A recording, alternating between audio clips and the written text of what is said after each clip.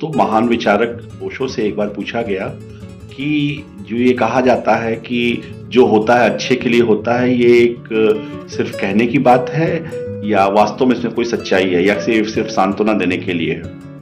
इस पे उन्होंने बहुत अच्छा एक एग्जाम्पल दिया कि सपोज कीजिए कि हिटलर जब पैदा हुआ था, अगर वो पैदा होते ही मर जाता तो उसकी माँ कहती बहुत बुरा हुआ, बट जो विनाश उसने दुनिया को दिया उसके बाद उसी की माँ कहती होगी अच्छा होता ये पैदा होते ही मर जाता।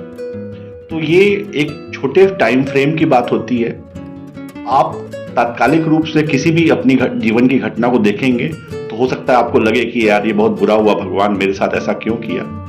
बट हमें ईश्वर की मर्जी पे कभी भी संशय नहीं करना चाहिए। लॉन्ग टर्म में लाइफ को देखेंगे तो आप विचार करेंगे कि जो हुआ अच्छे के लिए ही हुआ। आप अपने जीवन को उठा के देख लें तो आप पाएंगे कि जो था वो ठीक ही था, और ये कोई सांत्वना देने वाली बात नहीं है। सृष्टि ऐसे ही चलती है और भगवान की मर्जी पे कभी भी संशय नहीं करना चाहिए और अपनी लाइफ को उसके हवाले छोड़कर अपना कर्म करना चाहिए। दोस्तों, महान विचारक ओशो से एक बार पूछा गया कि जो ये कहा जाता है कि जो होता है अच्छे के लिए होता है, ये एक सिर्फ कहने की बात है या वास्तव में इसमें कोई सच्चाई है या सिर्फ सांत्वना देने के लिए है।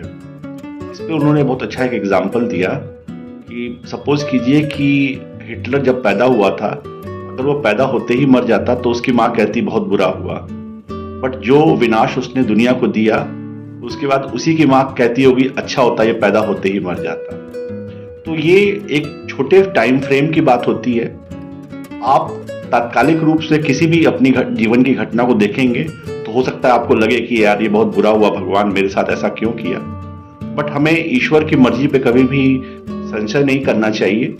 लॉन्ग टर्म में लाइफ को देखेंगे तो आप विचार करेंगे कि जो हुआ अच्छे के लिए ही हुआ। आप अपने जीवन को उठा के देख लें तो आप पाएंगे कि जो था वो ठीक ही था, और ये कोई सांत्वना देने वाली बात नहीं है। सृष्टि ऐसे ही चलती है और भगवान की मर्जी पे कभी भी संशय नहीं करना चाहिए और अपनी लाइफ को उसके हवाले छोड़कर अपना कर्म करना चाहिए।